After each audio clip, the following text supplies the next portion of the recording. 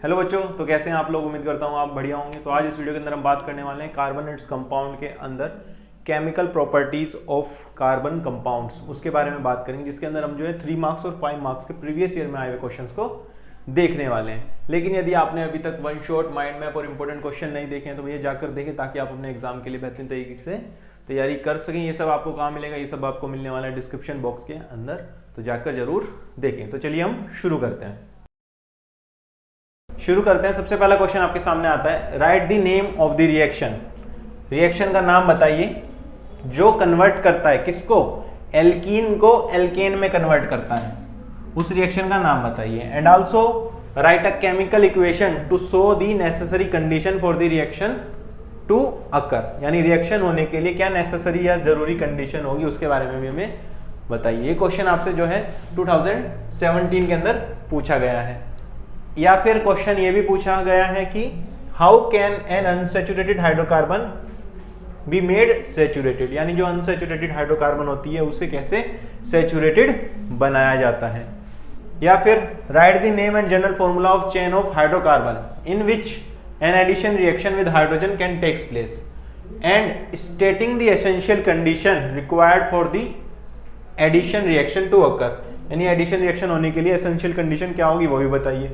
साथ ही साथ right the chemical equation giving the name of the reactant and the product of such a reaction, इस तरह की रिएक्शन के लिए रिएक्टेंट और प्रोडक्ट का क्या नाम होगा वो भी हमें बताना है। ये क्वेश्चन आपसे 2014-15 लगातार 2 सालों में आया है।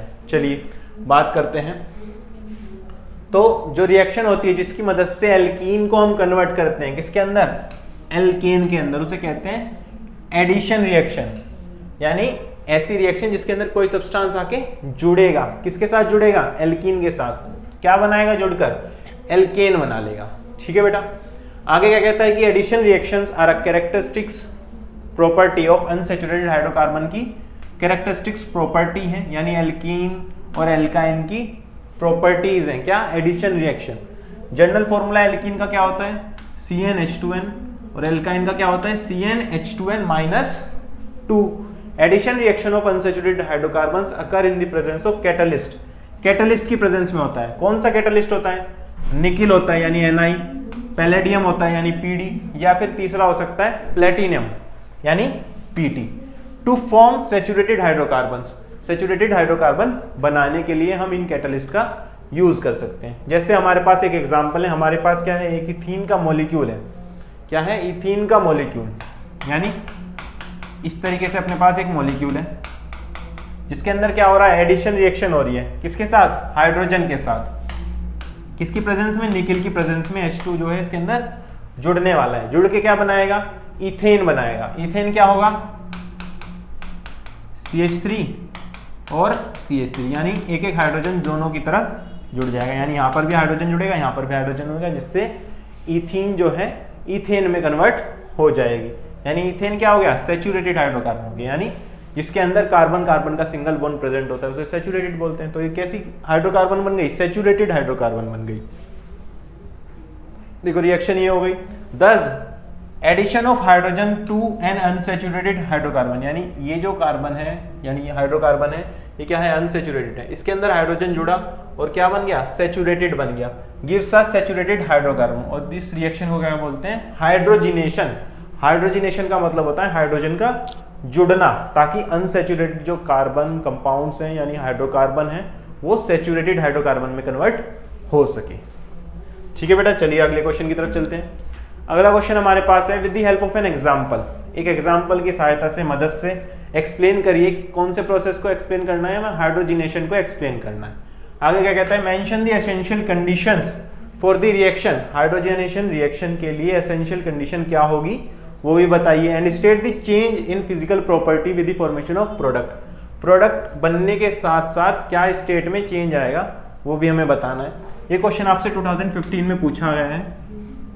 तो addition of hydrogen to an unsaturated hydrocarbon to form an saturated hydrocarbon क्या होता है, हाइड्रोजिनेशन, यानी अनसैचुरेटेड हाइड्रोकार्बन, यानी डबल बॉन्ड और ट्रिपल बॉन्ड वाली हाइड्रोकार्बन में हाइड्रोजन का जुड़ना और जुड़कर क्या बन जाना, कार्बन कार्बन सिंगल बॉन्ड वाले हाइड्रोकार्बन बन जाना, यानी सैचुरेटेड हाइड्रोकार्बन बन जाना। इस प्रोसेस को क्या बोलते हैं, हाइड्रोजिनेशन कहते हैं।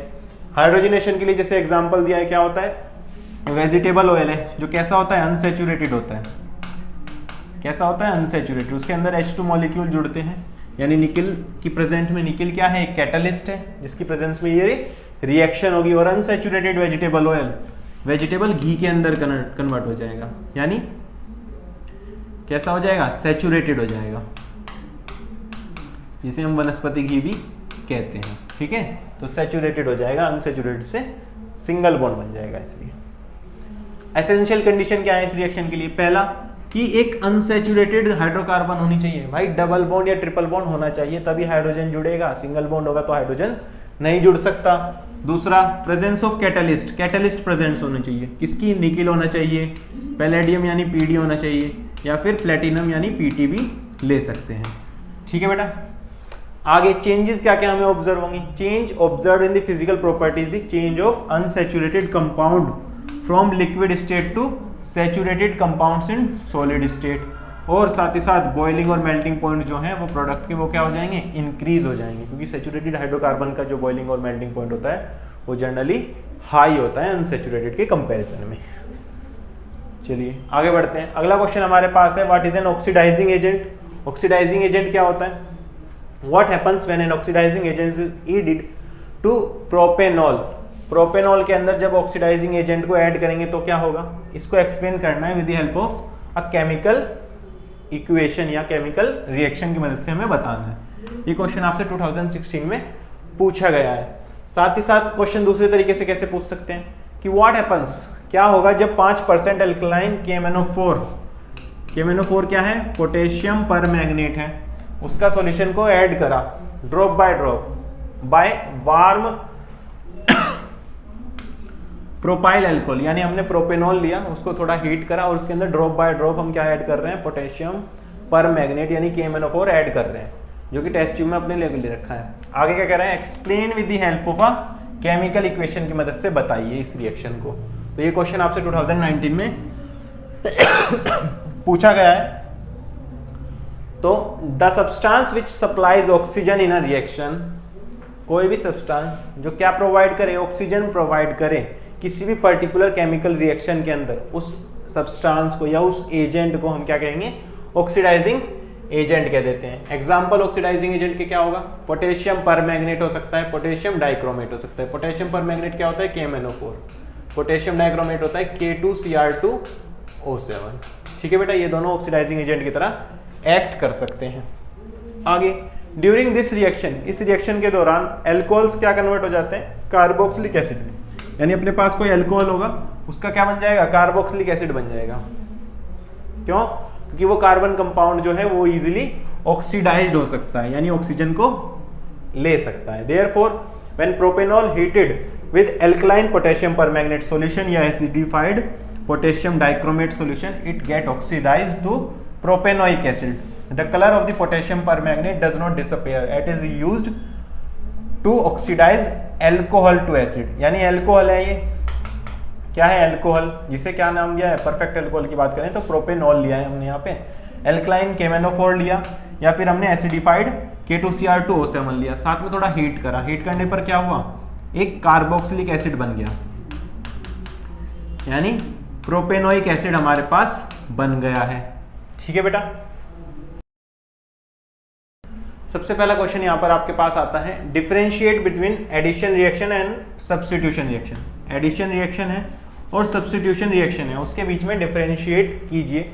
और आगे क्या कहता है कि give one example of each, दोनों रिएक्शन का एक एक एग्जांपल भी दीजिए। ठीक है बेटा, तो एडिशन और सब्स्टिट्यूशन रिएक्शन में सबसे पहला जो डिफरेंस होता है वो क्या होता है कि एडिशन रिएक्शन के अंदर एक अनसैचुरेटेड हाइड्रोकार्बन जो है वो कंबाइन करती है किसी अदर सब्सटेंस के, ताकि वो एक सिंगल प्रोडक्ट दे सके, यानी एक एडिशन हो जाएगा अनसैचुरेटेड हाइड्रोकार्बन के अंदर, वो क्या हो जाएगी, एडिशन रिएक्शन हो जाएगी। लेकिन जो रिएक्शन जिसके अंदर एक या एक से ज्यादा hydrogen atom of a hydrocarbon are replaced by some other atom is called as a substitution reaction. यानी एडिशन रिएक्शन के अंदर अनसैचुरेटेड हाइड्रोकार्बन के अंदर हाइड्रोजन जुड़ेगा, लेकिन यहाँ पर क्या होगा, हाइड्रोजन सब्स्टिट्यूट होगा, यानी हाइड्रोजन की जगह कोई और एटम आ जाएगा।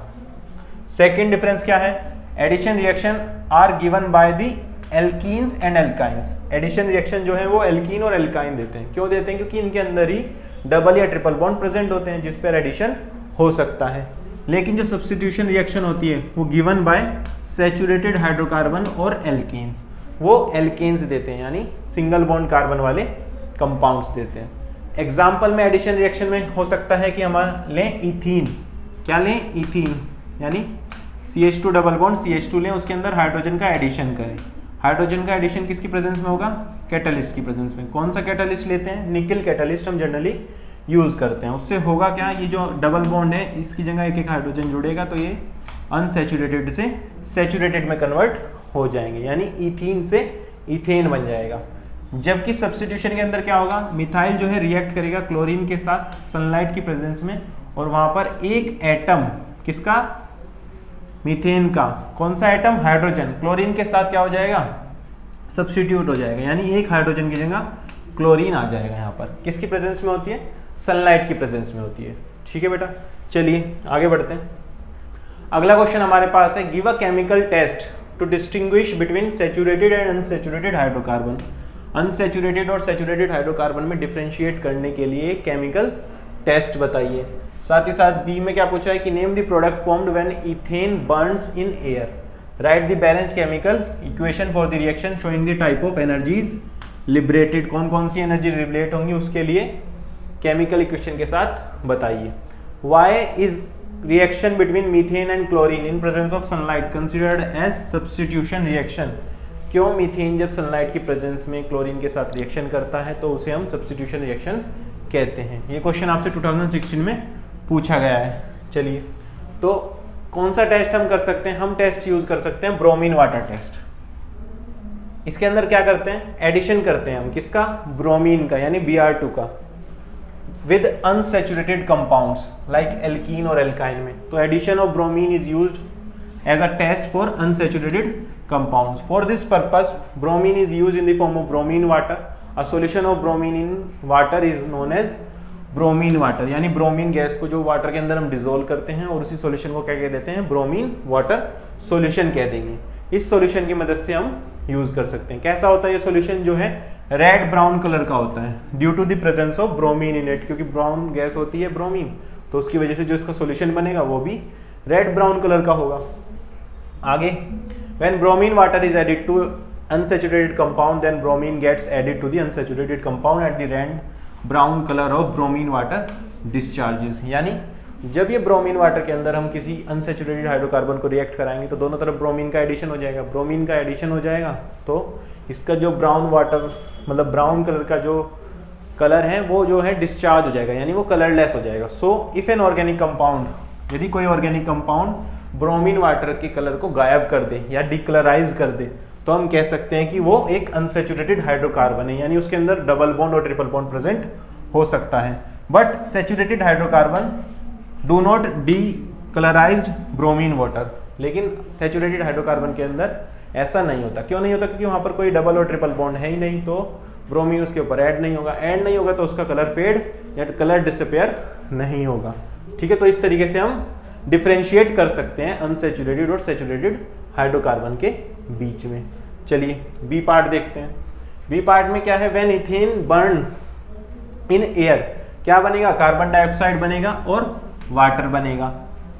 इस रिएक्शन को क्या बोलते हैं? कंबशन रिएक्शन, यानी C2H6 इथेन O2 के साथ रिएक्ट करके कार्बन डाइऑक्साइड बनाएगा और साथ में वाटर बनाएगा और साथ में हीट और लाइट जो है रिलीज होगी।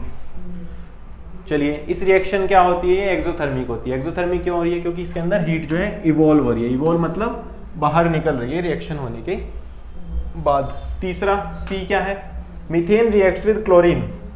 मीथेन जो है क्लोरीन के साथ रिएक्ट करता है, किसकी प्रेजेंस में? सनलाइट की प्रेजेंस में। क्या बनाता है? क्लोरोमीथेन बनाता है और हाइड्रोजन क्लोराइड बनाता है, यानी एक हाइड्रोजन की जगह एक क्लोरीन एटम ले लेता है। इसको क्या कहते हैं? सब्स्टिट्यूशन कहते हैं, क्योंकि एक हाइड्रोजन की जगह एक क्लोरीन का आना, यानी एक जगह एक चीज प्रेजेंट है उसकी जगह दूसरा कोई एटम या दूसरा कोई व्यक्ति आ जाए तो उसे क्या बोलते हैं कि सब्स्टिट्यूशन हुआ है। तो in this reaction one H atom of methane has been substituted या replaced by chlorine atom, so converting CH4 to CH3 Cl, hence it is considered as a substitution reaction। इस वजह से इसे सब्स्टिट्यूशन रिएक्शन कहते हैं। I hope आपको जो है कार्बोनेट्स कंपाउंड का जो प्रीवियस ईयर क्वेश्चंस हैं, यानी जो अलग अलग सालों में क्वेश्चन पूछे गए हैं पुराने, वो आपको अच्छे से क्लियर हो गए होंगे। और इसी के साथ मैं आपको बताना चाहता हूँ कि यदि आपने कार्बोनेट्स कंपाउंड का वन शॉट यानी जो बाकी चैप्टर्स हैं उनका भी वन शॉट नहीं देखा है, साथ ही साथ MCQ, assertion, reason, case study based question, mind map और इंपॉर्टेंट टॉपिक्स नहीं देखे हैं, तो भैया आप बहुत बड़ी गलती कर रहे हैं, क्योंकि ये सब देखना बहुत ज़रूरी है आपके आने वाले एग्जाम के लिए। तो इनको ध्यान से देखें ताकि आप अपने एग्जाम के लिए बेहतर तरीके से तैयारी कर सकें और अपने एग्जाम को एकदम बढ़िया तरीके से फोड़ सकें। तो चलिए मिलते हैं अगली वीडियो में, तब तक के लिए अपना ध्यान रखें और अच्छे से पढ़ते रहिए।